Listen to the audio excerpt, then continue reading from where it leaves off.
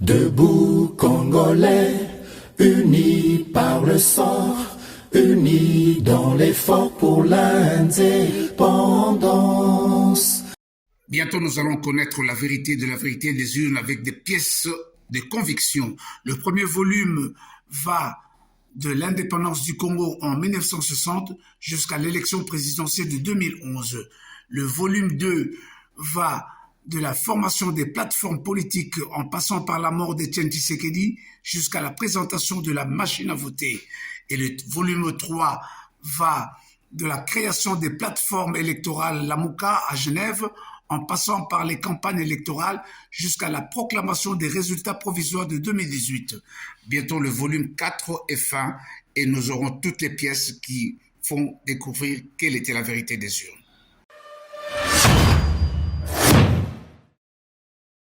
Mbote la bande kobanso ya GKM Télévision boye malamu na chaîne abino bolunaka mingi GKM Télévision. En tout cas merci na confiance pe fidélité vous allez kolakisa biso à travers ba émission na biso à travers ba vidéo na biso tout ça ko tcha. En tout cas vous allez toujours na consommer en partager lien net aussi ngara toujours partager lien na bande kobanso bazali kolanda biso bipai biso nazalaka na esengo mingi ya kozali boso etando ekene bino à travers manaka na biso ya les grands débats. En tout cas émission bato pe bazali déjà komesa nango bomola kangai bomola rapé mwana mboka Samba Olonga. En tout cas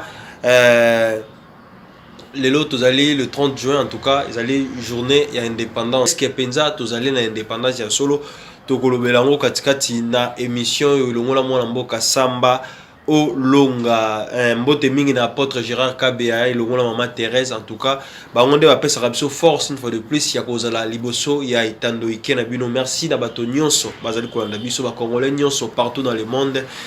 Bonne fête ya indépendance na bino mbote mwana mboka Samba Olonga. Mbote ndikombia chaque bonne santé.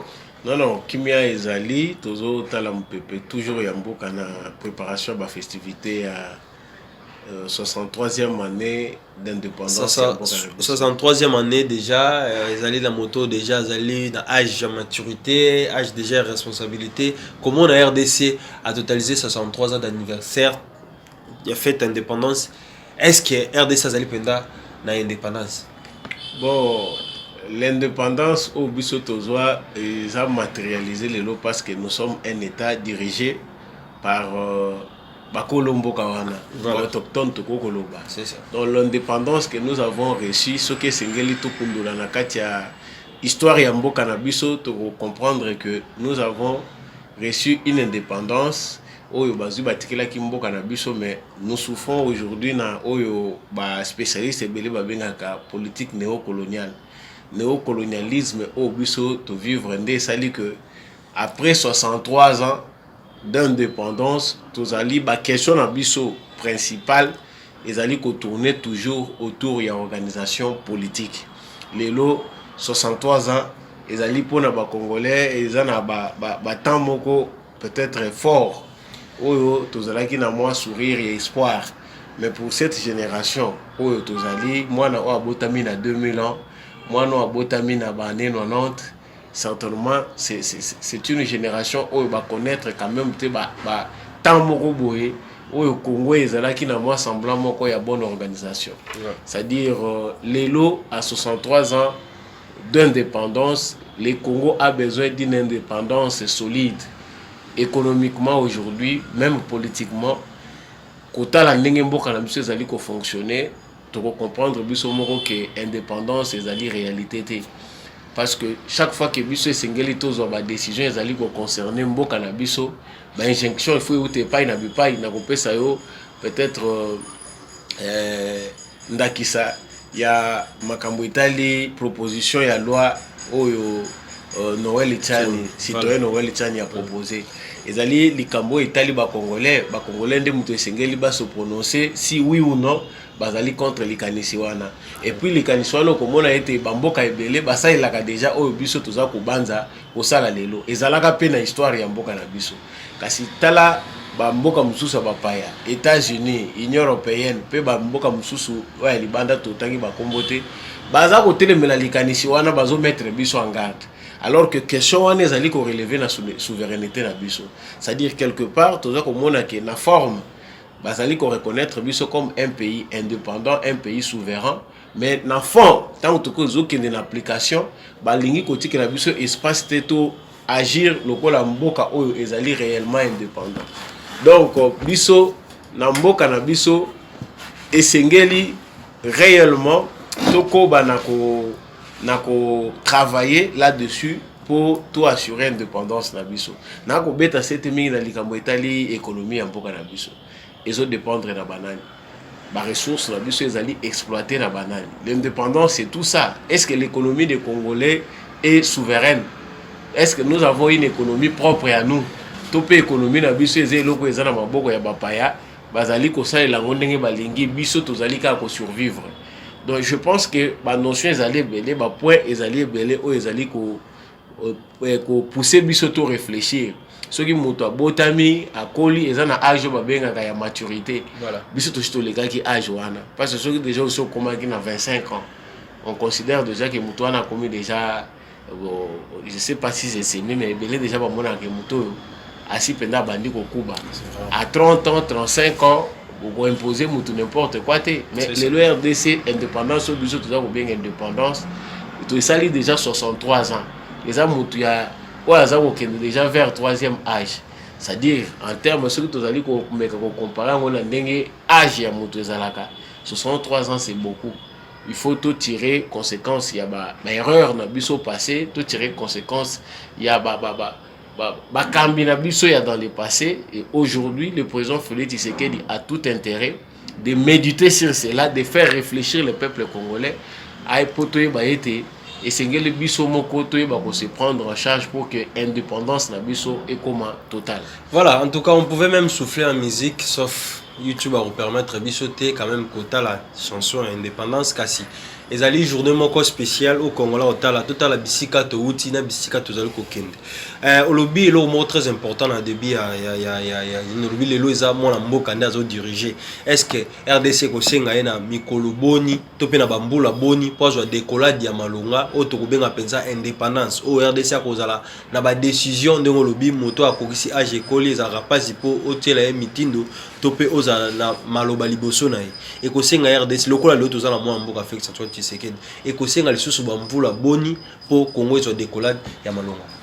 Bon, na banzi déjà décollage ezali de par volonté politique au président de la République azanango parce que quota la gestion passée donc ça analyse au peut to ça na étendue ya GCAM télévision na kanisi que to créer comme ka sangisa ba élément wana nyonso pour total la différence ni des alliés entre président Félix Tshisekedi na bakambio balekaki uta président Kasavubu tomoni président Mobutu Aye tomoni Mzee Laurent Désiré Kabila Joseph Kabila et enfin Félix Tshisekedi président a la particularité naïe mais qu'est-ce qui distingue Félix Tshisekedi de tous ces présidents qui est le meilleur parmi eux parce que Félix Tshisekedi batubaza ko senga ye mingi alors que c'est lui qui endosse la responsabilité de toutes les erreurs du passé.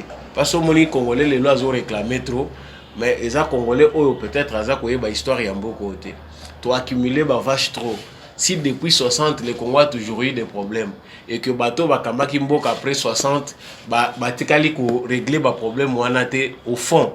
Si Mobutu pendant 32 ans n'a pas pu mettre le Congo dans la bonne voie, si Kabila Mzee Laurent Désiré pendant 3 ans a sali Oya Kosala Kei, Kabila a sali 18 ans.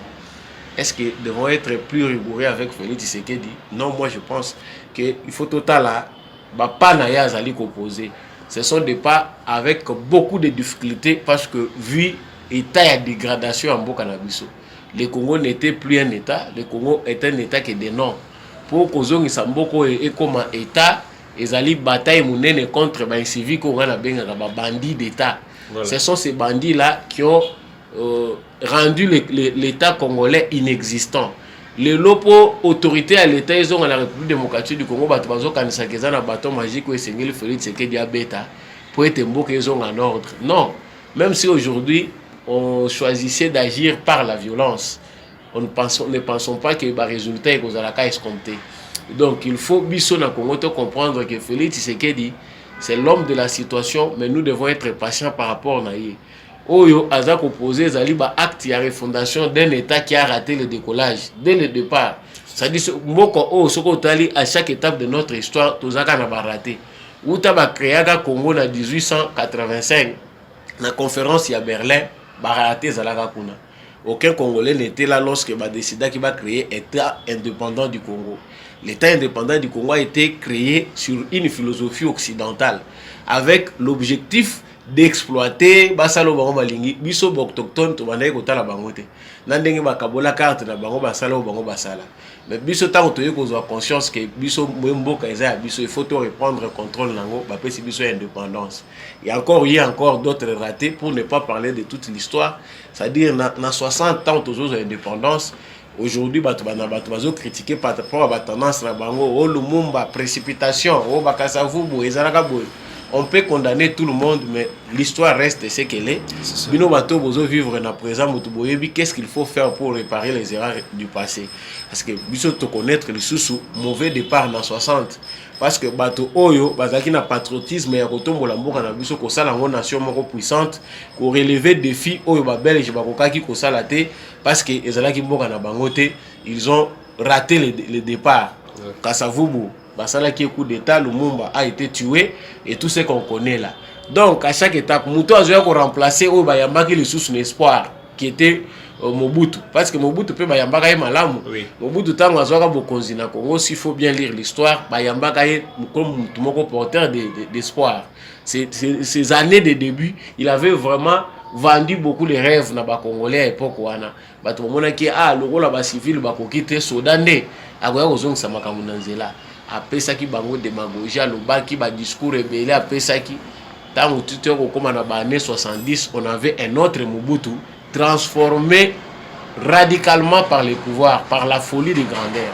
Donc Mobutu passé pendant 32 ans, on ne sait pas concrètement dire que Mobutu a fait quelque chose de positif. Tant aux autres, à 32 ans, Mobutu a sali totali munene à Congo, il n'y a pas de traces au Venezuela que sa gouvernance ya Mobutu, il y a bolingo ya mboka.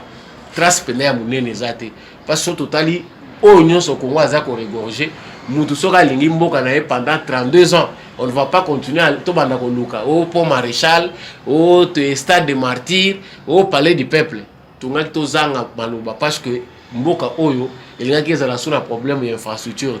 Les 32 ans de Mobutu pouvaient combler tout ce que avaient détruit les Belges. Et puis ba oyo so balinga ba na simo ata balinga ba sala peut-être mabe mais mboka ko zanga ba infrastructure que ça soit ya nzela ya mai, que ça soit ya nzela ya mabele, que ça soit même la route de dessert agricole, mais il y a eu la mauvaise gouvernance. Musée est venu avec cette barbarie oh le lot aux condamné. Musée nous a même le biso fongoli porte na complot international. Bandeko luka ba congolais nini ba kokumba ba tuti ba ya kokotisa bango l'empire matuti na bango bandeko luka. Les musées et les gangs du SAS ont fait encore l'erreur monumentale, il y a pour tourner page, il y a Congo Kokomango avec le sang des Congolais. Ils sont entrés par la grande porte, amenés par Musée. Tant que Kitisa Mutema, Sangisa Bandekono ba Congolais, Zongisa ba Rwandais, ba Zongi pa na bango Musa yoka kité. Il est mort en refusant à écouter Étienne Tshisekedi paix à son âme, qui était comme prophète pour lui. Tout Sangana, tout Zongisa bato et pa na bango yoka kité. La fin de compte, ils ont décès à Musée. Concrètement que Moutabomaka Musée est Joseph Kabila. Parce qu'après le Liwaya Musée, Joseph Kabila a accédé au pouvoir sans difficulté. Magambo esalima kuna ba musuba kanga minokoti le lomi ba muto ko yebisa biso vérité. Donc nazo sala nazo tracer histoire pour to comprendre ba erreur ya passé o esali que mboka lelo biso tozo kanisa ke bateau magique eza. Il y a pas de bateau magique. C'est vrai que nous avons les soucis du changement. C'est vrai que toza ko luka ke na grandeur mboka na biso kongola ko kele la lipate. Mais il faut faire aussi une bonne lecture de notre histoire. Félix Tshisekedi ata tolobi ndenge nini. En 5 ans il n'y a pas de bâton magique pour combler tout ce que nous avons eu comme vide, comme fossé pendant toutes ces années depuis l'indépendance Yamboka. Donc, Tshisekedi aujourd'hui au pouvoir, on sent que c'est un homme d'État. La décision na ba secteur nyonso ezola kisaki muto yo azana souci ya refondation ya état na biso. Biso toza ba adepte ya ba o to benga ka ba résultat ya mbangu mbangu.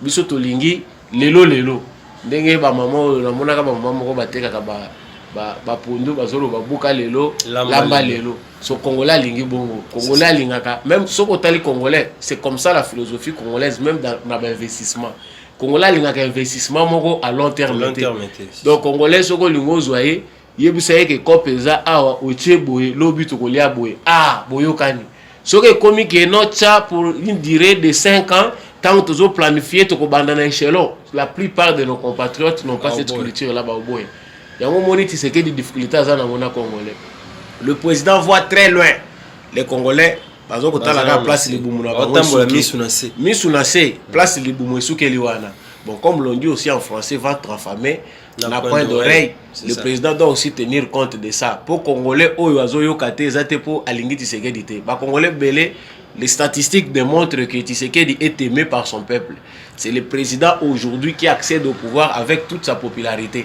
Tshisekedi a hérité d'abord de son père les noms et aujourd'hui il est populaire c'est le président ozomona ke mukili mobimba baza attiré par façon de faire naïe même si na Congo biso tozana nous satisfait et c'est vrai que congolais au hasard normal à aux exigeants c'est pas que parce que Tshisekedi dirige qu'il a besoin de notre soutien d'être aux asimatologie que non parce que c'est Tshisekedi tout tika ko aux exigeants ce pays ici doit être très exigeant vis-à-vis na bato bazo ko kambamboka yango des fois opposition eza malamu ko sala ngona bolingo mboka yango moni toza très rigoureux na bato bazali ko entourer président de la République pour basa la malamu. Donc en conclusion moi na mboka na kotalisa yo que pour nangai Félix Tshisekedi est le meilleur président que le Congo n'a jamais connu. Donc président otoza na elelo na jara ba problème oya kutani nango même bakasavu bakutana kana ba problème wana c'est que o eza mukumba ya ba raté ya ndenge na ndenge. On sait que avec foi parce que c'est un homme de foi il va vraiment traverser tous ces obstacles et le Congo va se relever. Donc il faut aussi que les Congolais tout méditer malamu na histoire ya mboka na biso to yeba comportement type ya comportement sengeli to adopter et surtout citoyen congolais lelo eloko ni sengeli azala parce que zomona congolais exigaka kaka mawaye batenga ifona se comporter nini Mobutu azalaka mabe Muza azalaka mabe Kabila Joseph azalaka le mabe lelo petit sekedi soka komi mabe nani akoma malamu Katumbi hein ou bien Fayulu ça c'est une distraction. Les vrais Congolais qui ont 5 sens comme moi, bazar na 5 sens na bango eza koza d'information normalement, ba yebi que mboka na biso ezali na besoin il y a paix et cette paix là tozali ko incarner yango mais il faut aussi travailler. C'est ça devise ya mboka na biso justice paix travail. Voilà, merci mingi moi mboka samba olonga en tout cas merci mingi pena baba kolanda biso zali mbano ali boso kolanda GKM télévision to singa keloko moko au s'abonner na chaîne fini cloche eza rouge au fini au s'abonner et puis au fini ngonga oyebi marawana cloche ya notification pour ozwaka ba notification na biso nyo sotant to ko tsa vidéo en tout cas merci na confiance beaucoup pesa biso partout bisika nyonso bozali tokota sika wala mama na likambo na matali actualité politique ya République démocratique du Congo to mona kitata mokambe ekolo asila kibongo kozwa mana Luanda pona ba mbetali kimia na ngambo ya Est République démocratique du Congo kasi RDC a gardé position na pour na départ ya E ya C parce que to moni malobesili ko le président ya Kenya William Ruto alobi pona ya monaki force kenyenne etikala ti RDC akozwa armée ya malonga kasi to moni tata mokambe ekolo asili ko confirmer pe appuyer teke ko appuyer que RDC azali na bibundeli pe azali na basoda o esengeli pona kolonga guerre ya Est République démocratique malobombo ka mo mboka samba. Bon ngana kanisi que biso Congo na lingaka mingi ko philosophie là-dessus pour ba imboka ba comprendre makambo toza ko traverser. Voilà. Takanisi défi ezalaki na biso ba congolais ezalaki ya komona que EAC aya ko s'ajouter na MONUSCO na kati ya mboka na biso. Mais comme ezalaki solution à l'international, ba to balobi que toza na continent moko, tozali na région moko to proposer bino ba solution biso to proposer bino yango yo to kokaki ko boya te. Parce que ngata on lobelaka likanisi o bande kobele batuna kanga kasi samba olonga bino bolobaka ke force régionale les ama bete tata mokonza mboka sali RRT de lobozo benga na bango ndenge nini non ezali na toloba ndeni ezali na procédure au diplomatie ya mboka ememelaka makambo ekendaka des fois à l'encontre ya opinion nationale. C'est-à-dire président de la République accueilli pour affirmer volonté na ye pour que paix na sécurité zonga na est ya République démocratique du Congo. Mais maetokei koloba kuna paix oyo bango bazali ko proposer biso et ko kozala te de nature ya ko compromettre o ezali rôle ya armée na biso parce que bango bayaki pona ko combler vide oyo armée na biso azalaki ko présenter nango armée na biso azalaki incapable sur certains points ya ko répondre na problème ya sécurité wana yango to ndimaki ko collaborer na bango po baya ko sunga biso mais loko les opposés problème présence na bango tozomona ke na kati na bango mauvaise foi ezali tozomona ke na kati na bango ba agenda caché ezali. Le président de la République n'a pas marché ses mots entre bango ba président parce que oyo comment ba toazo kanisa geza sécurité c'est que dit amona ramusika to monaki avant colonel Kenya oyo ba remplacer awa akende président de la République a yebisaka ye devant président na ye ayebisi que boyete po boya kolukela biso makambo boyete po na ko collaborer na ba mouvement rebelle boye po na ko aider biso. Il faut éviter qu'on côte la difficulté de la population congolaise et puis il faut communiquer malamu congolais à comprendre leur besoin ça. C'était déjà une façon de l'accuser que Moutouana pas ça dans makambo ba président ba boya capter boye directement. À cause wakaka message moko a teli bino na place publique maturité na bino en tant que peuple ndé ko sala pour bino en tant que souverain primaire bo revendiquer aux alliés ba droit na bino. Moi je pense que la plupart des Congolais ont déjà compris la façon de faire de Tshisekedi. En démocratie, on n'agit pas comme en dictature. C'est-à-dire, président Félix Tshisekedi, l'ogoye, alingaki à l'accès, que Congolais n'a décidé. Congolais n'a boyi. Parce que le lot tant tous les banayo, koklande saka makambo yo bango ba wuti ko solo la kuna. États-Unis azalo ko la linga sakana na ba Congolais. D'ailleurs, moi j'appelle les vrais Congolais, ba ndeko na biso nyonso ba Congolais ba jeunes, il faut se mobiliser dans les prochains jours que les États-Unis ne soient pas surpris que ba manifestants congolais ba comment manifester liboso ya ambassade des États-Unis. Ce qui États-Unis azako continuer pour na ko se moquer na sang ya ba congolais ndenge ba kufi ezo compter pour na bangote. Nous allons mourir cette fois-ci devant l'ambassade des États-Unis d'Amérique parce que ba américain c'est comme si bango ba moni que souveraineté à Congo est commis à bango. On parle ici d'une MONUSCO qui ne fait rien. Pendant aucun de 30 ans, MONUSCO est commis le rôle là a commis partie intégrante de la sécurité à Congo. C'est que Batie Biso sous tutelle, MONUSCO à Zawana. Mais on regarde par rapport au nombre, il y a militaires, il y a MONUSCO, il y a agents, il y a MONUSCO. Les rendements, les résultats n'est pas satisfaisant. C'est ça. Tu vois, Bakende, non. Les États-Unis pensent que ceux qui bakei situation sécuritaire et que c'est compliqué, situation aneza ko mona na malamu te, yango tozali ko senga que il faut ba continuer ko zala pour nous quitter ko de quoi ko zala. J'étais parmi les gens qui ont soupçonné qu'il y a ba commando américain au bayaka bakitaka tina est, bakitaka tina parc ya Virunga. Je me suis dit que bateau ndenge bayeboye, l'insécurité va encore grandir.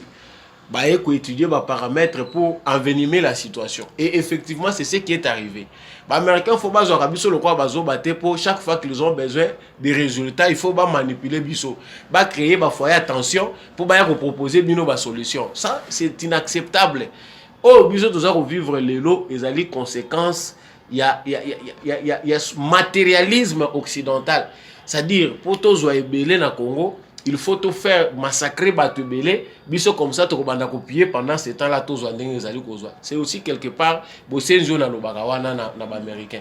Ce qui se fait dans la région, le président qui est dans Luanda, les présidents africains sont comme des bébés, même s'ils font des déclarations, ils vont s'asseoir à l'Union africaine, natindi délégué naïe, Oyo Nani, Batoa Sierra Gel, Batoa Sadek, Batoa CAC, na Batoa IAC.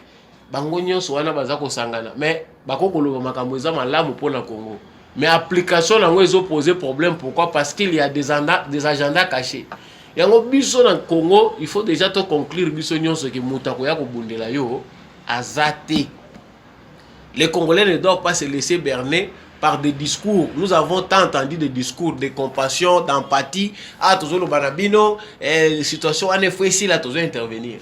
Doit-on conclure que à l'est du Congo, les mouvements, pour parler seulement du mouvement M23, est plus fort que toutes ces Nations Unies. Secrétaire général des Nations Unies, à la Kisila Mokilo Mobimba lobi que MONUSCO est capable de rebondir M23 parce que M23 est un armement sophistiqué. Mais les États-Unis il faut continuer comme ça la confiance dans MONUSCO. C'est de la sorcellerie. C'est que biso toza batute bangonde batu. Il y a un continuer que le bande de chaque Congolais a mérité situation. Biso toza batu ko vana na banda kuna biso te ka ba discours. Toza batu moko il faut toza na kanda to tomboka. Et nos lieux de manifestation pour ceux qui se sentent réellement congolais, les partis politiques, ce sont ces ambassades là. Parce que comme le roi batu moko, baza ko frenaka et là na biso tout le temps. Ceux qui congolais bimi tozo senga congolais za la kimia et tozo senga Rwanda a retiré ba militaire na. Ça fait maintenant 2 ans. 2 ans yango izokoka. Depuis que Bazako ça l'appel na Rwanda a retiré ma troupe na Congo. C'est que on comprend que ça devient une farce. Mais lorsqu'il s'agit de l'Ukraine, les États-Unis déploient tous les moyens au Essengeli pour être na Ukraine qui miezala. Biso toujours kanisa que le président Félix Tshisekedi soit ça la diplomatie na yendenge bakendaki na Rwanda na ba président africain, c'est bien. L'important et les défis, c'est au Congo que les défis se trouvent. Tous s'organiser dans ndenge na biso lokola to lansaki campagne ya koluka bibundeli na yebi que notre stratégie est interne to multiplier parce que na kanisi soki ba militaire baza en formation basili ba ko lancer les sous recrutement mususu pour enrôler d'autres jeunes ba jeunes congolais ba pe sa confiance na armée pe ba s'enrôler na armée. Donc notre défi ezali que biso moko ba congolais to arriver à combler les kamuna biso, mais pour l'ONU il faut qu'il ba kende. Et puis piège ezali wana ndeko moko ya bisenga bi omoni ndenge bazolo ba wana que Kodeko akoya ko telema lisusu soki tokei Kodeko ko boma lisusu bato baza près déjà ya ko ba créer déjà ba foyer ba tension wana ba armer lisusu ba Kodeko wana po soki ba pesi mo Kongo ba loba omoni tolobaki na bino omoni makambo esami sima na biso allez Nations Unies aza ko déclarer que maintenant à partir de maintenant lokola Congo azali pays membre des Nations Unies to décider boy et pourquoi la biso on va nous mettre sur tutelle. C'est un piège. Ce qui présente Félix c'est que des gens au malembe na kanisi biso sur la banda ko toza ko comprendre pourquoi azali là azali ko se précipiter te na ba décision mususu. Il y a des décisions comme ça piège. Ezali pe na ba situation moko compliquée où eza ko senga que implication à peuple nde mutego mabiso na position moko finale. Voilà, en tout cas likambo tali armée à SADC, la République démocratique du Congo a boy SADC te kasa sengi pilotage topé commandement ezala bongo na ba FRDC. Bon, pilotage ezala na FRDC, c'est une très bonne chose parce que ngala sepeli que FRDC azala liboso. SADC akoki jamais koya ko boto la rôle il y a protection intégrité territoriale où ezali fondamental pour l'armée na biso. Voilà. Ça dit notre armée c'est son devoir. Mutu moko ta ko ya kozwa devoir wana souveraineté sécuritaire ezapé loko ya malamu. Ça dit si nos FARDC doivent être devant pour armer mususu soutenir bango ngana kanisi que c'est la meilleure des solutions. Mais ne comptons pas surtout sur armée étrangère ndenge bako s'organiser bako parmi bango ezaka na bato bazana ba antécédent na bango bazana ba agenda caché na bango omona kitango ba pesi likanisiana il y a des pays où ba sepelité balobi bango baza prêt à kotina ba militaire na bango na est ya République démocratique du Congo. Ils ont été clairs biso nde muto za ko luka ba nzeta ko kangama eza lokolo zo chola na mai oza ko luka eloko nyonso ko mona luko kanga tozala ndenge wana te. Faut faire confiance en soi biso na stade autocomi. Le Congo doit prouver au monde entier que nous savons faire aussi quelque chose de nous-mêmes. Et ça, je suis sûr que ministre de la Défense Nabiso, Premier ministre, président de la République, Baza pour assurer Biso que dans les 6 mois qui restent, 5 mois toloba, où les là pour la année ici là, la RDC peut présenter au monde des surprises. Le Rwanda est un tout petit pays. Oh, déjà c'est le bami concernant Rwanda, oh, non c'est le bami concernant rébellion à Est. Il est possible que Biso peut développer une stratégie interne pour mettre fin à cette situation et puis Bango va rejoindre Biso. Tous on a ngambo Est République démocratique du Congo, tout moni M23 moko na kombo ya sergent Toussaint yazali bongo rwandais, asili bongo ko se rendre yemoko na maboko ba FARDC. Bon, déjà ils ont fait bon signe Parce que tous les Rwandais qui viennent mourir bêtement sur le sol congolais ne sont pas toujours d'accord avec Paul Kagame. On est humain, il y a des batailles pour lesquelles il faut dépenser son énergie. Et il y a des batailles aussi qui ne sont pas loyales, qu'il ne faut jamais engager. Quand il y a des batailles où Paul Kagame a fait mener certains jeunes Rwandais, situation a fait subir bango, a la bambeka, a tiré bango pour y atteindre l'objectif naïe. Parce que tous ces jeunes Rwandais là, où bazoya kokufa na sol congolais. Tu éviter na histoire ya Rwanda, bakokumaka ke bango bakufi pour na cause nini. Donc ils vont vouloir falsifier l'histoire du Rwanda comme il le fait d'habitude pour enseigner encore des mensonges à ces enfants là qui viennent de naître au Rwanda que voilà nous avons nos vaillants militaires au bakendai ko défendre batuti au bazalaka na Congo. S'il y a des Tutsis au Congo qui se sentent mal à l'aise au Congo, mais ils peuvent rentrer chez eux. C'est des Kagame pensent que non, ils sont obligés de défendre Batouti à Congo. C'est un de ses alibis. Mais voir Bato Bazali ko se rendre, ils allaient bon signe. Parce que dans la série, ils ont abattoir les alliés. Pendant chaque jour, ils ont monté en puissance à faire des salles de manière silencieuse. Mais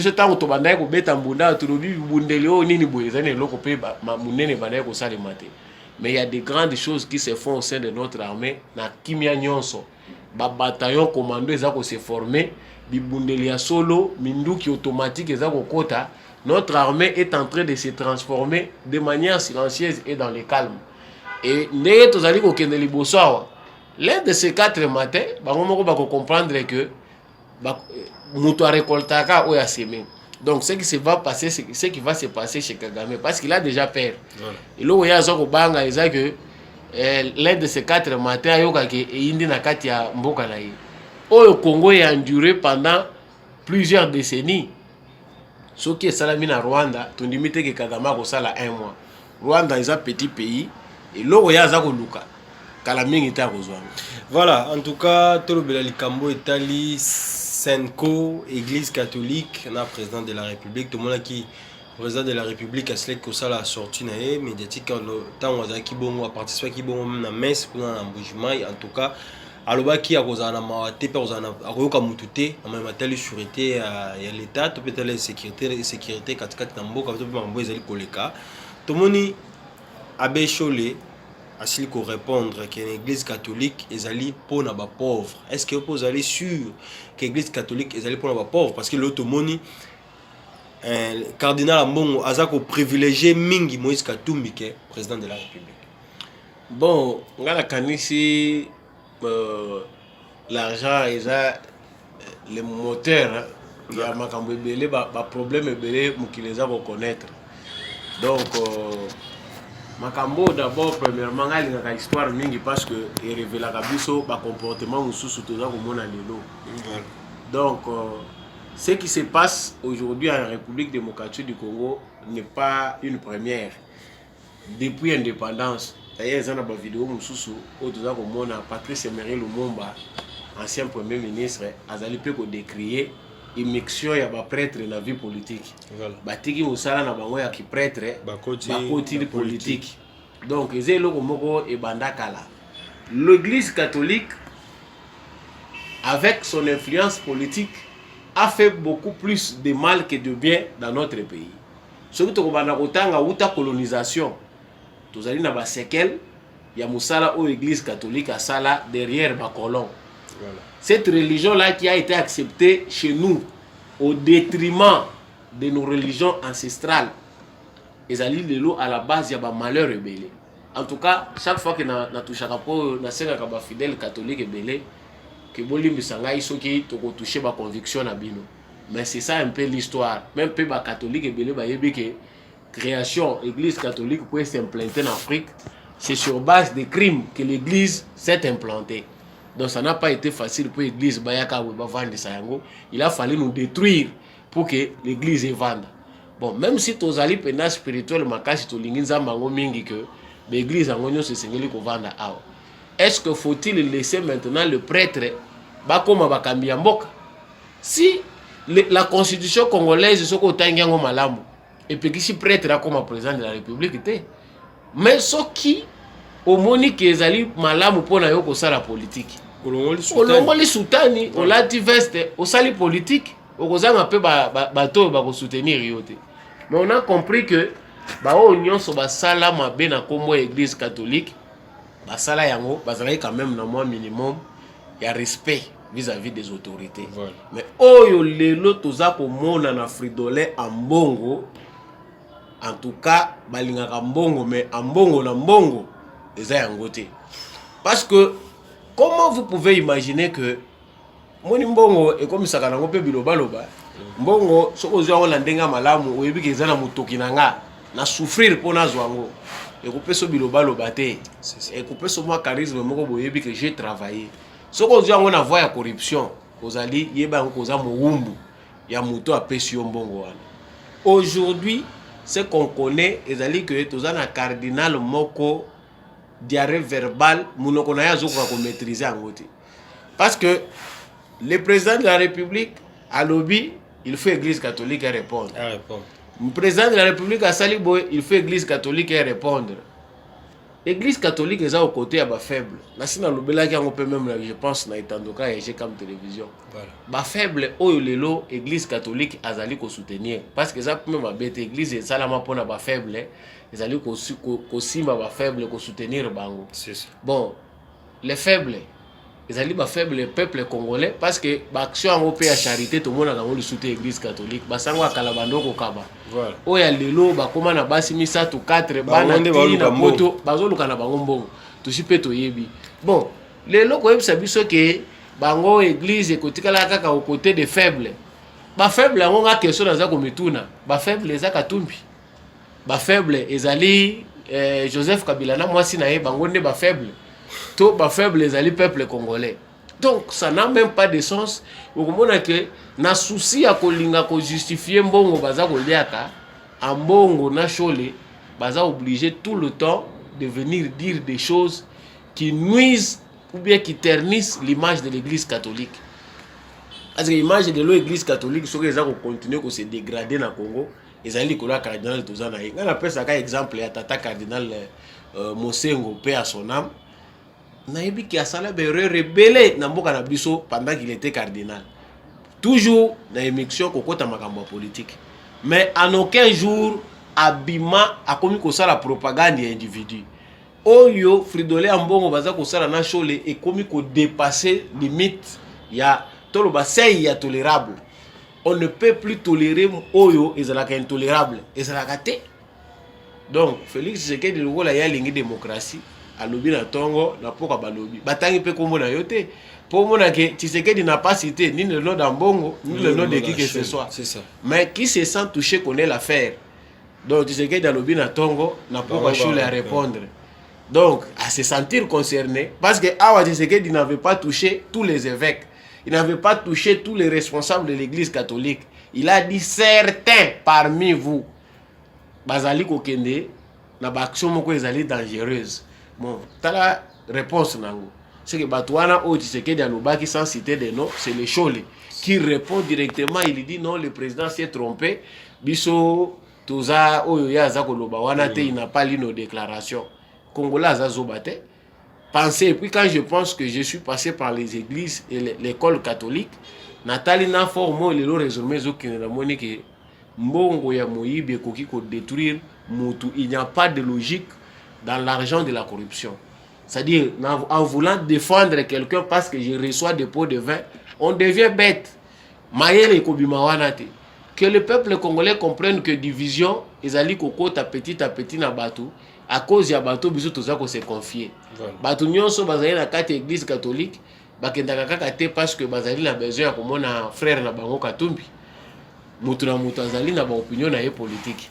Mais en bon on nous amène au sein de l'église catholique à la qui ba fidèle à l'obit frère na bino yeyo campagne c'est bandit bino bosa ila ye campagne azali pende ko na bino frère pe a moni bongo a commission ngo makasi azui chemise ali puta donc naza sir azana azapenda na ndenge balobaka garde-robe za kuna naza sir ya ye tondi nde ba chemise amaputa tailleur na ye penda ko zanga mbongo te yambo jour l'équipe moni Moïse Katumbi yambaki ba monseigneur et mi bongo pa na kashogbe kasi alati coupé koyemba bakanganga nzambe na modèle wana la modèle ya divers kwa tokoki koloba est-ce que ezali coupé ça na culture na biso baafricain ezali na manière ya kozongisela bango respect to kosabote bango kasi asa komisi bango baninga na ye te parce que moto oyo yo soki yo oza na autorité na yo oyebi ke moto wana azo devoir nga respect parce que naza nganga nzambe naza lokola pasteur na ye c'est-à-dire approche na yo vis-à-vis ya moto wana okoki komema moto wana na cadre oyo ya respect oyo apesaka yo te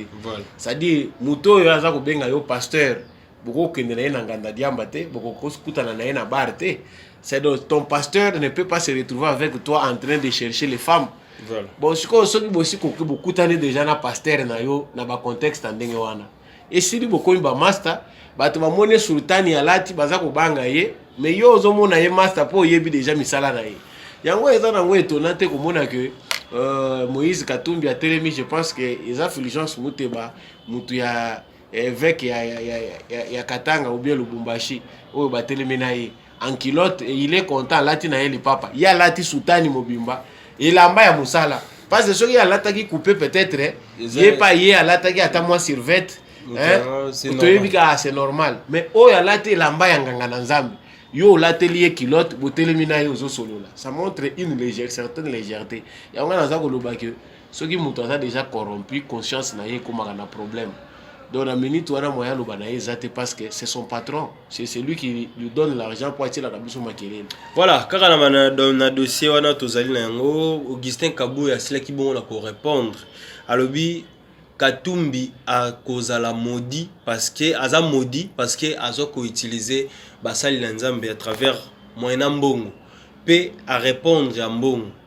A mbongo eza yete mutazolo bakasi mbongo Moïse Katumbi azali ko pesa ye nde ezali ko sala ye bongo kozala ba réponse directe bongo eza malamu to mabe na domaine ya choix politique. Bon, ezali mabete parce que en politique tous les coups sont permis. Voilà. Parce que sango a kozala na respect za makambo na uti ko yebiso sango ba ko respecter malamu même si biso to sambela kana l'église catholique te to ko respecter malamu ce qui est pas garder bande na ye parce que ana kisasa ba ba garder bande na yo. Donc il faut zala na coin na yo biso peut garder bande na biso tango yo au comme politicien déborder ba limite donc ba ko répondre un peu comme politicien. Donc dans ce cadre là Augustin Kabuya a répondu à un acteur politique qui est Ambongo, c'est-à-dire ndenga yebisi que makambo azo sala pona mbongo tout suite yebi yango si il répond de manière politique. Je ne pense pas que Augustin Kabuya peut s'attaquer au cardinal Ambongo oyo azali responsable numéro 1 ya église azali nganga na nzambe kaka boye dans le vide wala to kobenga ye mutu aliboma. Mais comme ils ont un contexte politique, tu sais que mutu makambo aza ko sala eza politique, il est beaucoup plus concerné par makambo etali politique que makambo ya lingomba. Na papa lobi azoyoke la papa te. Papa tinda ba messager ko lobake botika politique eza ya bino te bino mutu ko changer makambo te ba yoki ka te. Allez, totika bango ba bunda na Augustin Kabuya. Abunda na ye côté baza ko kende pona yoki pe côté yo Moïse Katumbi ayebisi ba militant na ye basambela pona Augustin Kabuya. Ye lokola alobi ke Moïse Katumbi aza maudit et il faut ba militant na ye basambela pona ye po nzamba petola ye. Allez, Francis Kalombo pe asali yango alobi to sambela pona ndeko na biso Augustin Kabuya. Mais bino bozo sambela pona Augustin Kabuya qui n'a aucun problème, c'était il gère un grand parti politique qui est l'UDPS. Bon sambela de pona Moïse Katumbi ba problème azanango parce que avec la loi de père et de mère oyo balingo yo kateke Assemblée nationale ni pose kala mingi ate so kaka balobi ba bimisa sujet mususu ke na minute bache loi de père et de mère bazozo ngisango po esa la débat et ko koma le sous problème. Ce sont les sujets pour lesquels bino boko ko sambela ke candidat na bino azala disqualifié te sur base ya nationalité na ye douteuse azanango. Donc ba sujet à kosambela na kati ensemble de la République est belé. Donc Augustin Kabuya n'a pas vraiment de problème. Priez pour autre chose, priez pour votre président qui a des problèmes parce que pour Congolais les lois sont sérieux. A voté président juif. Juif wana pe ya kosangisa kaka, juif grec, italien, makila. Papa ya Moïse Katumbi azaki na makila ya kosangisa. Moïse Katumbi ye moko azana makila ya kosangisa. Aboti bano pe basangisa lisusu. Donc tokozala awa na première dame awuti soki Burundi, soki Rwanda. le président Yemoko, mais quelque part, ça compte tout ça. Mais si j'ai prière, il y a un tant que ça biso bo sambela pour Augustin Kabuya, on les a perdu. Attends. Voilà, Tolobe Matali, élection 2023. En tout cas, mon Kambia Seni, tout le président Seni, a toujours reconfirmé que bah élection est causale en décembre 2023, mais même année autozali. Kasi kita ils allaient bouger, Fayoulou a désisté qui n'a pas le na procédure to pe na modèle oyo a moneli Seni ezali pas pour na ko kende ko déposer candidature to moni pe Corneille Nanga a rejoindre kasi to moni président Seni a bengisi société civile a bengisi ba opposant a bengisi bango pour asona bango na mboka samba. Et la dernière chance na bango pour bakota na train.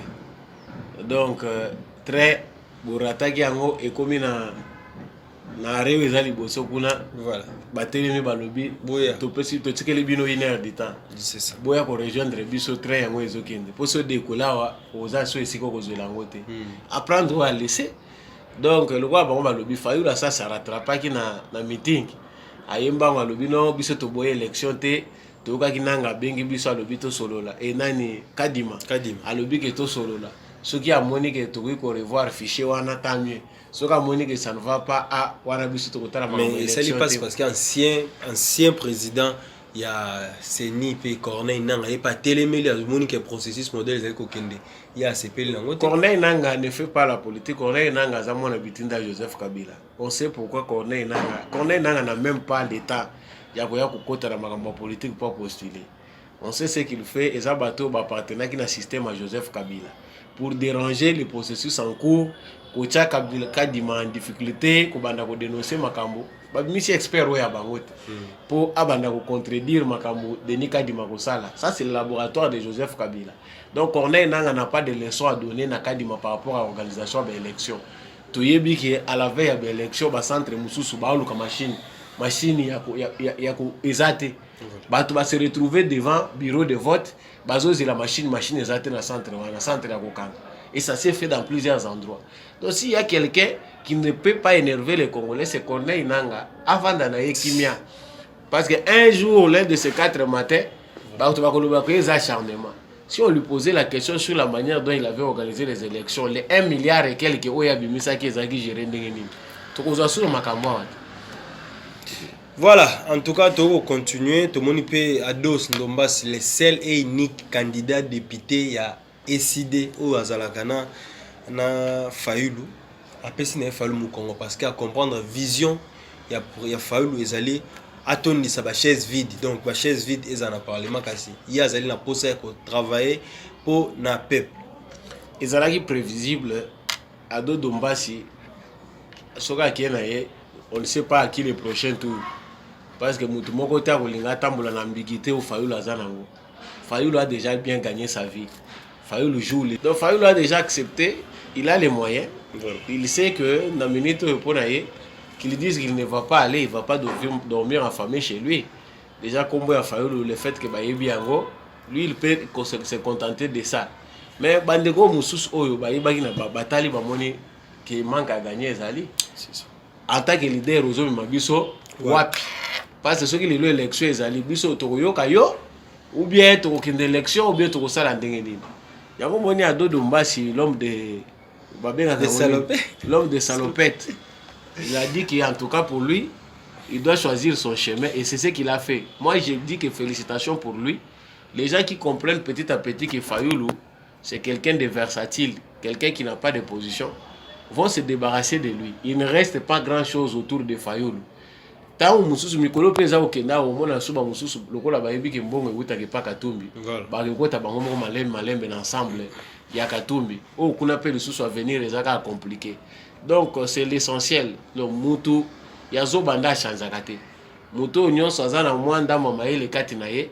Soka ke direction Monique Nzeli za malamu te a chanzaka direction. Voilà, en tout cas, besoin d'abso partout dans le monde en tout cas. Merci, merci Nandeng Bozali Kokomela Biso na chat partout vous êtes là. Bonne fête et indépendance na bino banso en tout cas bisika nyonso o besoin mi ba congolais nyonso parce que ba congolais soso pembe congolais zangi mboka te congolais na Inde congolais na Chine congolais na Hong Kong partout hein, dans le monde. eza pena bandeko mosusu bakolanda biso awa na Kinshasa, bandeko mosusu bakolanda biso na Congo central, na Mbanza Ngungu, na Mbanza Manteka, na bamboka eza ebele, bato mosusu bakolanda biso na Gungu kuna na province ya Kwilu, bantu bakolanda biso na bisika ebele, na Lubumbashi, na Katanga, na Est ya République démocratique du Congo. Partager lien na bandeko mosusu ekozala eloko moko malamu bakoma baamoureux ya GKM télévision ekozala eloko moko malamu. Démarcation entre Kinshasa, la frontière entre la République démocratique du Congo et Congo Brazzaville. Même maïndé nous séparé biso kasi tolingi démarquage ezala ezali le kambo Peter Kazadi a betele ki ngo pena CTP akitaki ko palper sur terrain yemoko le lengenini bakosa la démarcation topé ko tshaba limite même tikino na mai entre ngambo ya République démocratique du Congo na ngambo ya Brazzaville. Tolandi on a image et puis tozongi katikati na émission. C'est précisément à midi 15 que les canaux rapides du vice-premier ministre, ministre de l'Intérieur en RDC, arrivent au port de Brazzaville, alors que son homologue de la République du Congo s'y trouvait pour l'accueillir.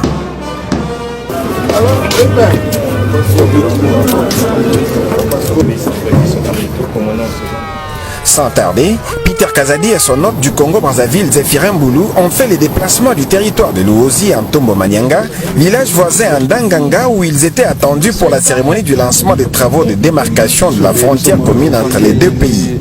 C'est ça la frontière. Bel accueil au pied de l'hélico par les personnalités des villages de deux pays voisins, honneur par la police, puis chant et pas de danse par les riverains alignés de part et d'autre. Les 10 travaux seront réalisés à en croire les experts dans la zone allant de Tombo-Manyanga en République du Congo à Nimalemba en République démocratique du Congo. Parlant de l'importance des démarcations des frontières, le vice-premier ministre, ministre de l'Intérieur de la RDC, Maître Peter Kazadi Kankonde, a souligné une opération qui permet une relation pacifique entre États. Les frontières sont indispensables à la paix et à la sécurité. Là où elles sont fermement acceptées, elles permettent des relations pacifiques et profitables avec les voisins ainsi qu'une croissance socio-économique. Là où elles sont controversées, elles suscitent des conflits, détruisent des vies humaines et ravagent des pays. C'est ici le lieu pour moi de rendre un hommage déférent à leurs excellences, M. Denis Sassou Nguesso, président de la République du Congo, et Félix Antoine Tshisekedi Tshilombo, président de la République démocratique du Congo, qui ont autorisé le débit effectif des travaux et la tenue de la présente cérémonie afin de permettre à la commission technique mixte de poursuivre les travaux de démarcation sur la partie restante de la frontière terrestre. À l'instar de son homologue Peter Kazadi, le ministre Zéphirin Boulou a fait savoir que ces travaux n'ont pas pour objectif d'ériger des murailles pour séparer les populations de deux pays, mais ils ont pour finalité de montrer simplement la limite de séparation de la frontière entre la RDC et le Congo-Brazzaville afin de mieux contrôler les mouvements des populations.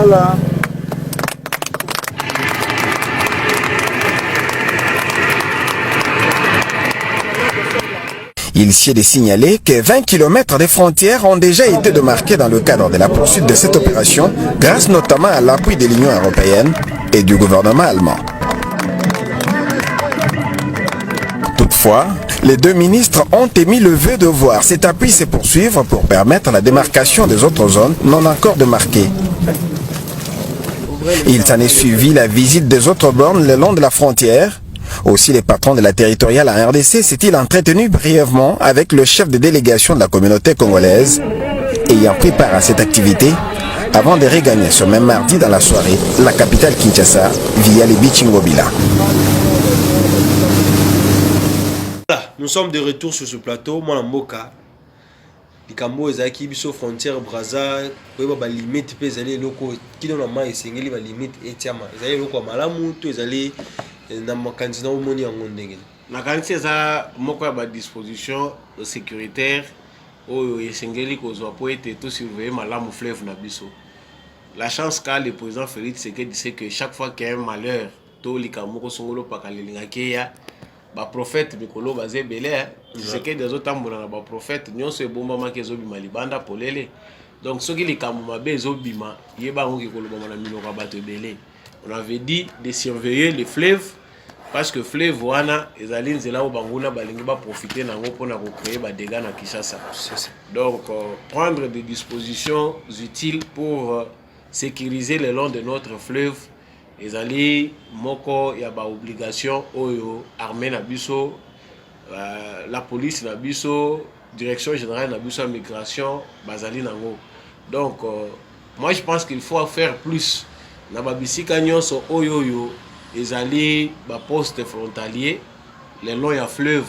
Il faut même envisager ba caméra cachée pour surveiller ba mouvement ya bato parce que jusqu'aujourd'hui ba congolais bazo katsa bango le long maluku wana c'est ça mususu moni balala kana ngambo ya Brazzaville ba katsa ka boye na tongo butu parfois paysan bato mususu pa kufi et banité parce que une façon à traverser les eaux à la passe. Tout à fait. Et puis ce qui est dangereux c'est que ambassadeur na biso na Brazzaville alerta qui a informé le gouvernement à Kinshasa que sur situation où il y a 12 000 hectares Oyo Brazzaville a pesi na ba investisseurs rwandais. La plupart ya bato baza ko travailler kuna baza ba militaire, ancien militaire ya Kagame. Alors selon bango ba recherche na bango baza ko loba que non ces militaires là ont combattu ba idaki Kagame lorsqu'azaki na bitumba na yena na nani Lisuba na 97. Ce qui est faux, ils allaient dire na bango Sassou azana na Kagame parce que qu'est-ce qui peut faire que aya ko pesa yega terrain où ils allaient en face na biso awa. Et ces investisseurs là pourquoi ba kozalaka ba militaire pour la nini ba civilité.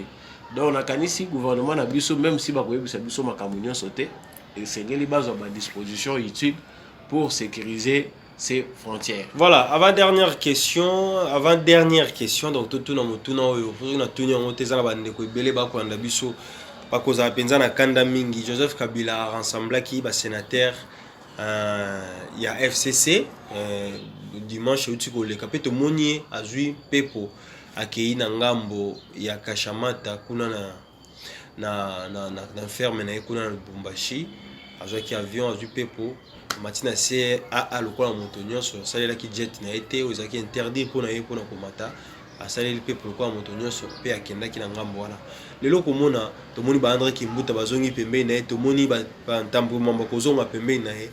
Pourquoi bako pousser nini pa Joseph Kabila kozonga na bo kondito bako tindika ende bakele kokundeli so subembe ndeko shako toloba mingi likambo ya Joseph Kabila metoye ba ete akomi na suka bazo assister nde na processus ya enterrement na ye. Joseph Kabila wazalaki makasi zalaki wa 2019 voilà tant Félix Tshisekedi azako accéder na pouvoir azalaki na ba prérogative nyonso mazita oya tikelaki Tshisekedi armée na biso ezaki na ba milice mazita Kabila minaki Congo mobimba po ete Tshisekedi akoka te kokambango mobimba ya continuer kozala na contrôle ya sécurité ya mboka, contrôle ya économie ya mboka, contrôle ya nyonso. Lelo to ali koloba eza ko bimande na monoko ya Kabila ke Tshisekedi lelo aza dictateur. Il aza ko benga bato na ye ba résister contre nani, contre Tshisekedi. Alors ceux qui bato wana baza ko continuer kotinda Kabila ke azonga na scène politique eloko ni bazoluka. Sécurité à Kabila eza na maboko ya Tshisekedi. Kabila c'est déjà plein akei na ba chancellerie atindi na ba Nations Unies a sololi na ba américain lobi ke Tshisekedi aza ko honorer ba engagement te. Tshisekedi aza ko respecter ligne oyo ba fixaki te. Et aujourd'hui aza ko se sentir lokola mutu moko prisonnier baza ko kangaye. Mais olia sala ba acte ya malamu oyo ko sala ke Kongola limbisa ye Kabila aza ko continuer ko sala mabe yebisanga histoire ya Kabila ezani. Et puis ba Corbillard na ezaka wana ba Corbillard na ye baza ko accompagner na bien za ko zaka musala ko sala tant ozotala tambo mwamba ozotala ye kazala combien de temps pour vivre sur cette terre. Mais il veut créer des problèmes pour na ba jeunes gens oyo tozali. Donc biso avenir na biso continuer ko zala na difficulté ya on za ko loba que bande ko na biso baza ko se tromper cible. Tshisekedi oyo bango ba mona ki faible les lois comme dictateur pour la bango. Mais la prochaine étape pour Joseph Kabila, c'est la prison ou la mort. Tshisekedi a kobomane yete. mais akokufa peut-être na AVC ou bien akende kokufela na makala parce que nyonso Tshisekedi a ça sali pendant 4 ans tozokende 5 ans et le diable et l'éternel Dieu oyo mutu nyonso ayebi kaza créateur à ça prendre acte. Tshisekedi a été bon avec Joseph Kabila parce que Kabila ndimaki kobima par la grande porte. Mais le lokola Kabila azomona ke nyonso ane eza suffisante ba milliards azana ngo eza suffisante. Esprit na yezo poussa ye kaka ke continuer kaka ko réclamer Congo, continuer kaka ko landa Congo. Mais bino nyonso possible yebi suite. Donc sous les cieux il n'y a rien de nouveau. Ezaka molimo pharaon o ezokumba Kabila. Yango to essaye salima nango dana mokili. Pharaon asuka ka wapi? Azindaka. Donc moi je pense que il n'y a rien à craindre là-dessus. Kabila ne fera rien pour que ça le côté na Congo. Ezali intimidation ezangati na muto yozo intimider asa lekela ki o mayele. Asa lié territoire no nyonso. Lelo Kabila zo banga kinga kati ezaka na ba drone, kinga kati ezaki na ba armes sophistiquées, kinga kati ezaki na mura jusqu'au da. Lelo kinga kati ezaki sécurisé par des policiers. Kabila a un problème. Mais il ne sait pas ce qu'il fait. Et on a dans zone où la prochaine étape c'est l'arrestation de Joseph Kabila. Na yebi ke entourage na ye. Ba o baza ko mibenga ba militant na ye ba corbillard wana. Bazo craindre déjà situation wana. O des perquisitions dans le domaine de Joseph Kabila. Yango yepa longwe kinga kati ake kuna na Lubumbashi. Ba kolanda yo partout, tu es bien surveillé. Joseph Kabila ferait bien soka zongisaki mbongo wana ndambo azanango pour les bonnes œuvres au Congo. Kabila a les milliards de Congolais. Soki azali mutu moko azapena être humain que normal. Mais azongisa wana ba Congolais aza mutu alimbisaka na yepa bosanaka. Nde na moment oyo bato bazozwa Kabila na liste ba bienfaiteur. Mais lokola Kabila lingi na ye koboko la mandefu kasi mayele te. Voilà, tout ce que c'est émission lelo na point il cambo Italie insécurité na ville province ya Kinshasa, ezali cambo ko bomba te kasi mikolo ces derniers temps il cambo Italie enlèvement, ezali pamba il cambo Italie ko enlever batu, ezali pa ko pamba en tout cas ba mort, ezali ko monana mutu so akufika ka boye place ba bomir pe ba salie ma bezate en tout cas na ba commune belé, toujours ba témoignage na bangaba, bumbu, selembao ba commune belé likambo Italie pe enlèvement ezali ko salema mingi mwana mboka ya mbote toleka na ba vidéo makambo ezali ko salema toujours en métal insécurité moi liloba par rapport à insécurité dans le canal ville province ya Kinshasa insécurité ou ezali ko leka na province ville ya Kinshasa ndenge toza ko lobango ezali quelque part aussi négligence politique moko malamu te. Mais je salue quand même courage ya ministre intérieur actuel Peter Kazadi. Azali na ba initiative ya malamu déjà na ba opération ezali mené de manière silencieuse. Tout le monde vraiment tambour batante pour na makambo etali phénomène kuluna ba raja ezo salema la police azo sala musala na ye sans problème. Mais ba zone d'ombre ezebele. Ça c'est pas quelque chose ba ko tchaka na mutu ya mutu moko voilà. Ezali déjà situation autorité qui tango molai et comme pe culture ya batu ya ko créer ka insécurité. Bon insécurité toujours mona ba taxi bus eza ko enlever bato ezali mingi périodique. Pourquoi bato wana bazali un moment ba traquer bango balimwe na terrain un moment bazongi les sous. C'est-à-dire ce sont des gens bien formés ça ba planifier ka baza ko utiliser bango. Donc cette insécurité est créée. Eza yango ozomana bazo barake partout où l'insécurité se trouve population a ba disposition. Neti biso toza na ville ya Kinshasa eza na ba tronçon oyo yebike ceux qui taxi bus c'est ça qu'on se présenter en tout cas à des telles heures il faut qu'on soit prudent na ko kota nini o isengeli na kota ndenge nini est-ce que na kota kina banane c'est toujours des dispositions à prendre et là on se te lobela aux ali par rapport ya ba vitre fumée et ça ils doivent interdire ça même aux politiciens voilà parce qu'il y a des politiciens qui sont dans des affaires criminelles o biso to ko yebate il faut ba interdire ba vitre fumée pour na batu nyonso omoni mutazo tambola na vitre fumée batele monsieur ote attaché ministre intérieur ote président de la République mais il y a yo mutu kana yo privé ote vitre fumée so ko enlever mutu nana koyeba so que ça biloko il faut ba yeba ko harmoniser ngo pona ko taila ngo l'insécurité qu'on vit aujourd'hui dans la ville à Kinshasa ezali planifié population congolaise azala mayeni mais eloko moko pe na ko betela CT awa ezali oyo babengaka dramatisation. Ils appellent un bateau dans les réseaux sociaux au Tozali. Bazali pe l'intention ya ko dramatiser situation pour na créer psychose. C'est-à-dire les Kamboezali et Salami ils ont peut-être soit cas isolé ou bien cas à répétition. Yo zuango ou dramatiser ou bakisina information lokuta ils posent un résultat nini. Donc ba musu ezaki balingi nde ba créer psychose na mutu abato. Ah omoni ba lobi bazo enlever net information moko na mona ke zo circuler batindelinga ngomingi.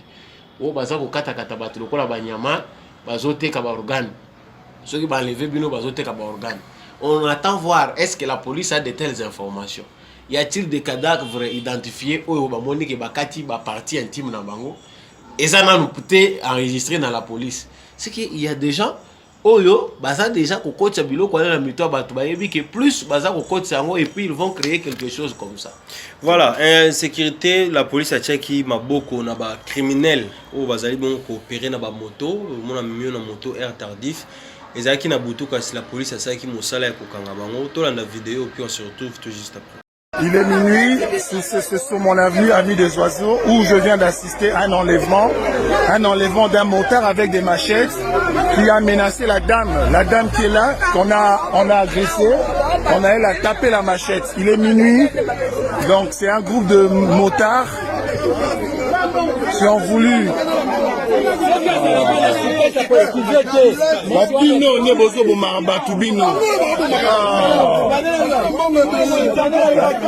Banen Bautin Nabino.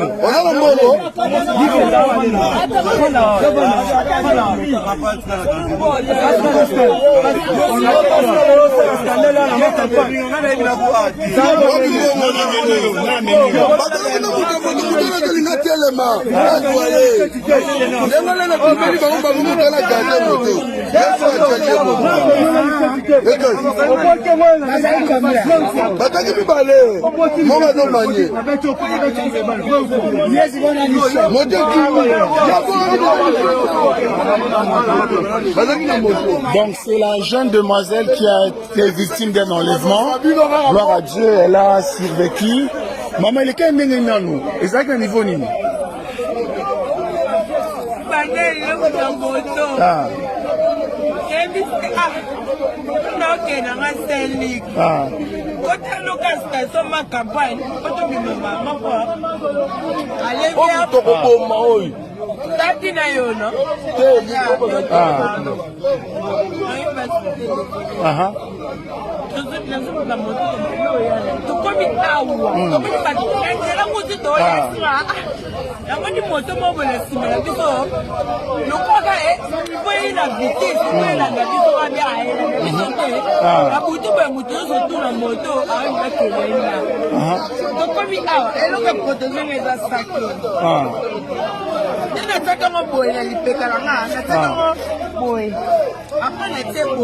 Ok.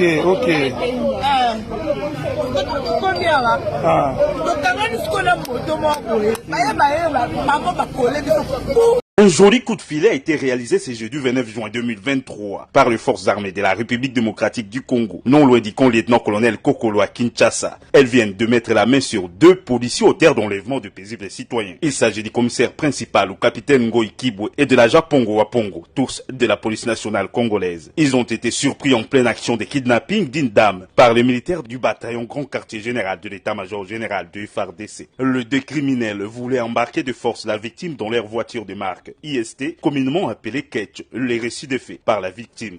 C'était vers 9h, je partais pour le travail. J'étais sur mon avenue accompagné avec ma bonne parce qu'il fallait dans son sucre na pesaye. J'ai vu derrière moi une voiture rouge. La voiture était fumée. Celui qui est habillé en blanc, noir, a quitté pour m'interpeller au Madame Bazo Bengayo. Comme je ne connaissais pas la personne, je n'ai pas tiré attention. La bandit qu'on continue route normale. La deuxième personne est descendue dans la voiture. Aïe, yo, Bazo Bengayo. Maintenant, il voulait me prendre par force pour me jeter dans la ketch Nabango. C'est comme ça que j'ai crié. C'était sur l'avenue Ongundeza à Macadam. Par force, pour la voiture. Heureusement, j'ai crié au secours. J'étais devant la porte de l'honorable Thomas Louaka. Bagarde naende, babimi. Tant babimi na kangi bango. Na bibo lâché bango, ce sont des criminels. Ils veulent me faire du mal. Naebi bango te o te topé ça to kanga. Toza na document tozo luké. Boza na document kombo ya nani na kati. Bakomi ko menacer batu wana batika bako tsanga na voiture na bango na kende kaka. bamemanga na IP crime. Comme eza na quartier nanga, j'habite quelque part, nde bato quartier baye, na bisi bango bobenga ba soldat ya barrière ya camp Kokolo. C'est comme ça bango nde baye au secours, bakangi bango to se retrouver. En tout cas, vraiment je dis merci pour la FARDC, vraiment sécurité malam. Dans leur véhicule, il a été retrouvé plusieurs effets dont un pistolet GP 9 mm, des paires de ciseaux, des parfums, des drogues pour hypnotiser les victimes. Des notes de cours de l'étudiante Lusambile ont également été retrouvées. Cette arrestation fait partie d'une batterie de mesures prises par le chef d'état-major général des FARDC pour la sécurisation de la population avant, pendant et après les festivités du 30 juin 2020. Voilà, on est de retour sur ce plateau. Moi, la police a causé la msala malgré tout, mais la police a causé la msala. Moi, maloba par rapport à bandeko, bazali ko la bateau à travers ba moto. Les camarades taxi moto, ils ont les camarades il faut qu'on réglementer malamu. Parce que tu vois que dans le bosso plaque immatriculation, bandeko na biso. Il y a des taxi moto, ba réclamer ba lobby que non, bazaya ko tracasser bango mingi. Mais ce que tu as dit, roulage na biso, mbongo na mingi komi kokota na ba poche na bango ba komi kozwa. Eza su mingi ya ba chauffeur ya ba 207 T ou to benga ka 207 et komi mingi ya ba moto. Mais le problème c'est que notre police de circulation routière, est-ce que phénomène wana basi ba réfléchir pe bazana en dehors ya mbongo? Est-ce que police scientifique na biso, est-ce que police na biso en charge ya prévention ya ba crime? Bazali déjà na ba étude faite sur manière où bako gérer les camarades taxi moto na ville à Kinshasa. On sent que tous na ba structure rebelle na ba service ya l'état na biso to na police na biso eza ko servir na l'autre côté. Soit bazana mbongo te ya ko sala musala ndenge longo bani, soit mbongo bazwaka mais baza ko sala musala na bango te. Parce que c'est ça le travail de la police. Batu ya ba moto ozomona ba moto ekomi ebele awa. Normalement, ils doivent être identifiés. Outre la plaque d'immatriculation, ceux qui moto, azali taximen ya moto, il faut carte moko boye ya l'état, les a kolakisaki à s'enregistrer qui a comme chauffeur ya taxi. Donc azali moto akumbaka moto. Mais les gars ba plaque yango, les gars ba plaque ba tekel ba plaque mais ils a pas c'est parce que le commun moto a bon site moto to pe moto sali perte ya moto. Mais il y a moyen qui s'identifier pour la matricule, le numéro, ça qui est na plaque, même na ba catch. Et belé le lot, muta commune à cause na catch, ba ke kolande la catch à hôtel de ville, baza ko reconnaître yango ko tuti. Mais pourtant ba to na tango ba yaki, ba pesa kimbo.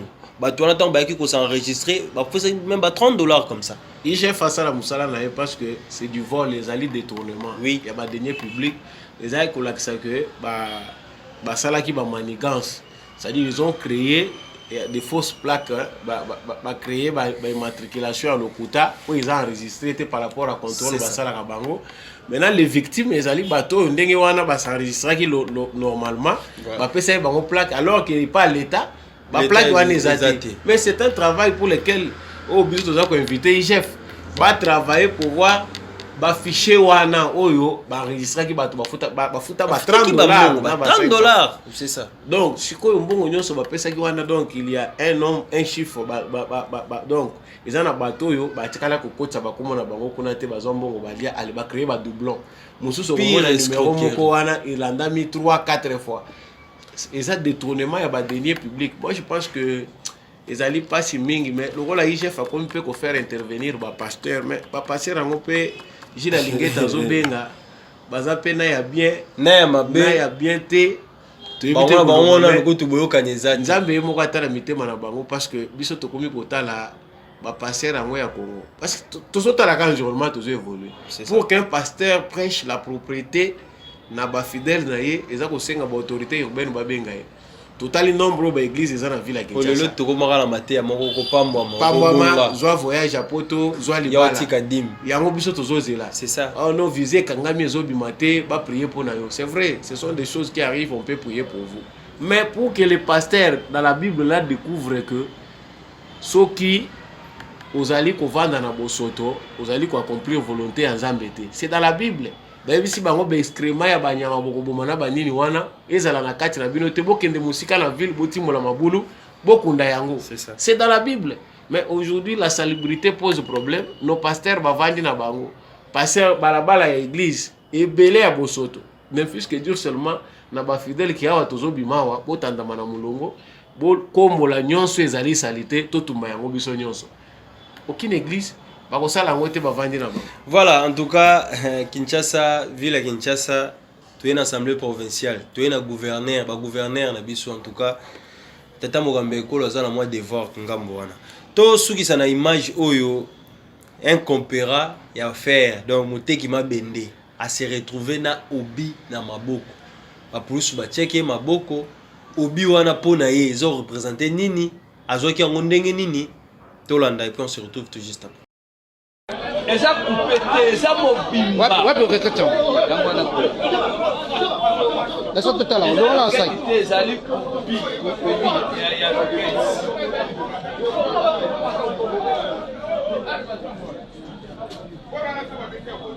bino bozwe na erni merci ojango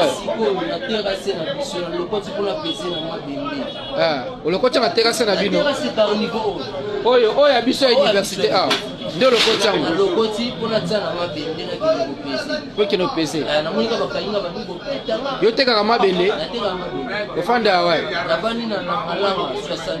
aveli langalanga 60 kombo na one jinene osalaka nini natekaka mai na langalanga wana epa na bino te epa na ofutelaka yo famille ozala wana famille mpe bazaka na mombele me bafutelaka oza mpe ka mwana mombele sikoyo yo lokotiaka yango moko wana kaka yango moko na karamiko na biso olokotiaka na baere nini olokotiaka kala mingi te so oyebi yango soki eza nini nga namoni nga libende nazwa nakopese nde natekaka simbisa yo simbisa yo yo eloko oyo ozwi yango wapi kosimba kuna te ozwi yango wapi ozwi yango na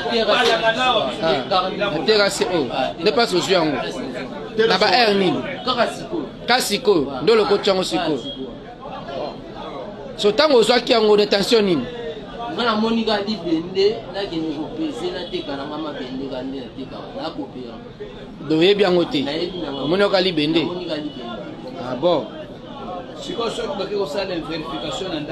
bake kokuta biloko mosusu ya modele oyo boyo ezali awa ozali kaka na yango moko carte no ezali wapi te carte na tuni ezali carte ezali odi kata carte ezali wapi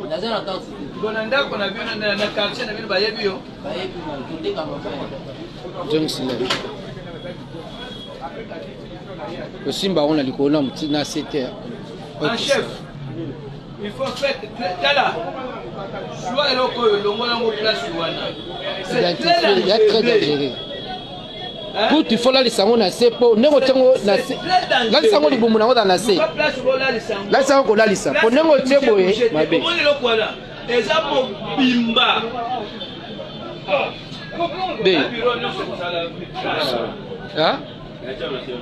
Voilà, nous sommes de retour sur ce plateau. Moi, en Mboka, ndeka batambola batuma bende, a se retrouver na obina maboko. Azotambola na ngote, azotambola na ngope. Toujours on a pour nga moi on a dévolé. Aza ignorant, soit asa suspect. Parce que kotambola ne loko bongo atama benda ngoza koloko tamafa. Bon, pour la police, ils ont suspendé le parce que les premiers gestes de la sécurité, ils allaient à pour la suspect peut appréhender, surtout que dans une situation sécuritaire en alerte. Voilà. Alors donc, ils ont dit bon, ceux qui passent ignorants et cause à la paix fait ça normal. Ils ont un bateau, que loko ils ont dit bien soit mutunaye, peut-être na intelligence ya kokate pour na maîtriser ba obligé nyonso to pe ba matériel militaire nyonso ba utilisaka. Ce qui a tamboli na ngo vie au sud de tout le monde, il y a des questions qu'il faut se poser sur sa santé mentale. Est-ce qu'il y a baki que loko ngo ezali eloko ya basoda to ezandenge wana te. Donc ça c'est le travail de la police. Déterminer niveau de culpabilité. Voilà, nous sommes arrivés à la fin de cette émission. En tout cas, bonne fête d'indépendance à Dorcas Nzolako, bonne fête d'indépendance à Street Binda, bonne fête d'indépendance à Couple Mayaka et pourquoi pas à Chacha Mawete, à tous les téléspectateurs, téléspectatrices qui nous ont suivis à travers le monde. J'ai quand même, ils ont toujours là pour servir bino, question à souka. Si on a souki si on a un problème. En Godem Poi, vice Gentini Ngobila. Bazo aider qui serait de l'oroté. Vrai ou faux? Bon, je dirais, ceux dans le but bazo aider de l'oroté. En tout cas, ils ont aussi pu m'abbé ma casse. Mais je sais que quelque part, baza pour rendre mauvais service na président de la République peut na habitant en ville à Kinshasa. Comment la Kinshasa est gouverné? En tout cas, c'est vrai. Voilà, na ce que si j'ai marqué qu'à bonne place à Zali na prison pour na rejoindre na ma propos na que Kinshasa est gouverné. Donc Gentini Ngobila na Godem Poi théâtre bazo ça il a bu ça qui to côté. Mais néanmoins na zo retenir que eloko moko. Baza ko la nini l'art mbongo. Pourquoi? Bamona ki clarté. Basi ba yokana na bango. Na minute tozoyoka ki na assemblée provinciale ba député nungu ezali ke bako isa Godem Poi. Pourquoi? Parce que Azali côté le gouverneur. Mais pourquoi le gouverneur ne peut pas répondre à ma question? Oh yo Godem Poi aza kotuna. Godem Poi a besoin de voir clair sur l'utilisation de l'argent de la ville de Kinshasa. Mbongo baza ko defaka na ba banque.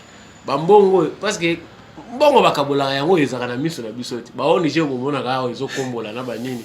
Commençant seulement par là. Donc vie ba yokanité na vie mususu wana masolo alara. Kino amona kaza yange mais kino aza vrai humain parce que masolo politique tozo beta soko ozi muta uti muvila ndenge to benga bango ozi pena mbokaro ene na Kinshasa bako monele ndenge kino aza vrai lembre na masolo politique kino ba utiliser ka 1000 francs 2000 francs na ba manifestation mais makamwele kaka na kati vrai kino ayeba kangote ya tozo ba ke Kinshasa soki pena kino aza buliste kino aza muto afungwama Kinshasa koza boete o karapenda ki ba o bakenda ba yebi ke kin malebo kin lipopo kin label mais abeta yite bana leo za vrai kinois ba msusu ba ko ça ba mais ye vrai kinois mama zo sana kin ya wana parce que o tozo mona ya bien o ngana zo se prendre ngo depuis Ngobila ye ezande na omona na limité parti limité pelouse wana bazolo nango na éviter entretien nango ko zo combien de temps ndenge nini a régulariser la situation sur la limité et puis place wana asali na limité wana il faut ba que sali 2 ans G2 2 ans place wana ko banda na 7e rue ti na 2e 3e rue je pense